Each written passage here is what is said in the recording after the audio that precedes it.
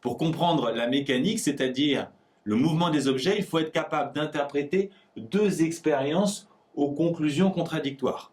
L'expérience du gros caillou et l'expérience du petit caillou.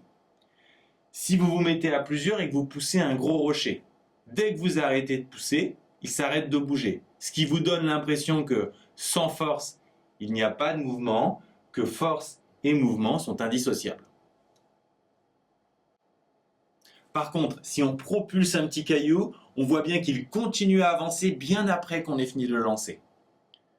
Ce qui signifie que la force crée le mouvement et que le mouvement peut continuer même sans force, ce qui est en contradiction directe avec l'expérience du gros caillou.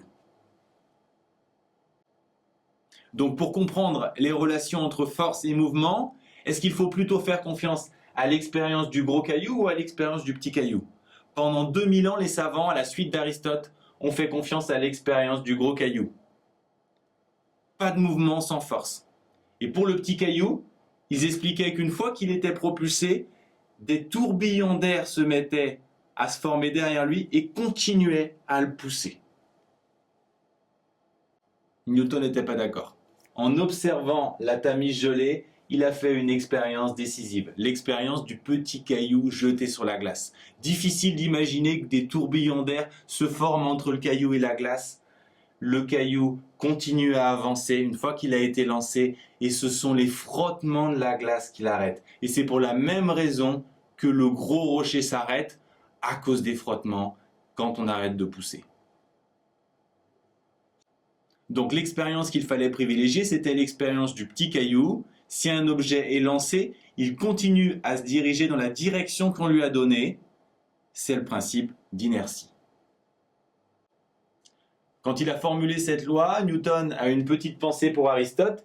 Il a commencé en confirmant les théories d'Aristote. Si la somme des forces s'exerce sur un objet, cet objet est immobile. Puis il a précisé ou en mouvement rectiligne uniforme, ou il continue à avancer.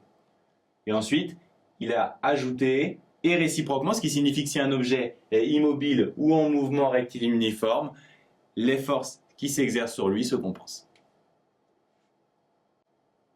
Vous avez déjà étudié cette loi en seconde. Elle permet notamment de déterminer des forces. Si par exemple, vous posez sur le sol un coffre avec son poids, il y a la réaction du sol, les deux forces vont se compenser. Donc si vous connaissez le poids qui vaut mg, vous pouvez en déduire la valeur de la réaction du sol.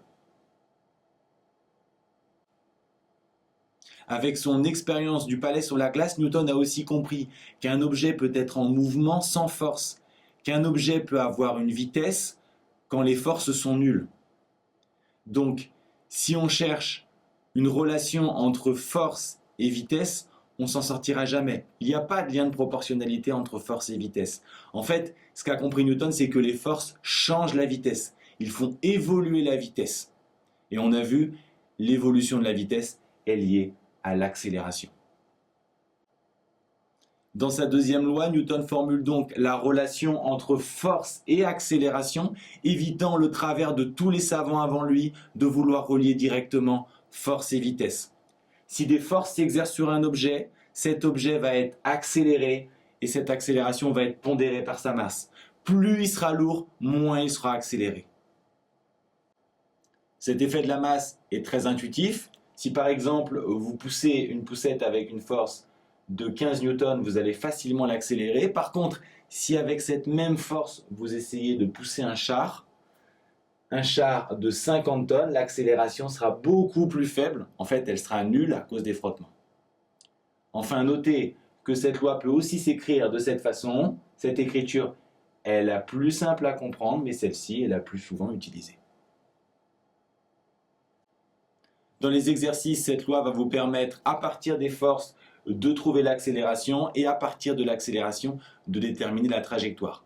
En pratique, pour l'utiliser, vous allez toujours préciser l'objet étudié, le référentiel, un repère. Vous allez ensuite faire le bilan des forces et uniquement après toutes ces étapes préliminaires, utiliser la deuxième loi. À partir des forces, vous allez avoir l'accélération.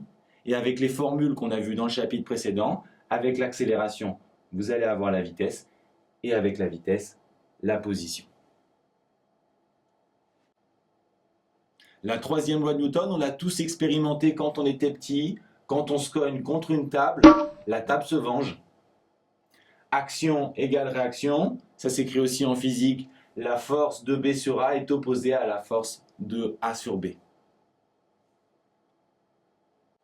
Cette troisième loi n'a pas que des inconvénients, elle nous permet de marcher car sans la réaction du sol, on s'enfoncerait. Elle nous permet aussi de nager quand on pousse l'eau derrière nous. En retour, en réaction, l'eau nous pousse vers l'avant. La troisième loi, on attend seulement de vous que vous la reconnaissiez en situation. La première, vous devez la connaître et la comprendre. Elle sert principalement à déterminer des forces, mais celle qui sert le plus en terminale, c'est la deuxième loi. La deuxième loi, somme des forces égale masse fois accélération. Ces hypothèses, la masse doit être constante et le référentiel galiléen. Et ensuite, on vient de voir le mode d'emploi. Avec les forces, on va trouver l'accélération. Avec l'accélération, on va trouver la vitesse et la position en fonction du temps. Ce sont les équations horaires et on va voir tout de suite comment les obtenir dans la vidéo suivante.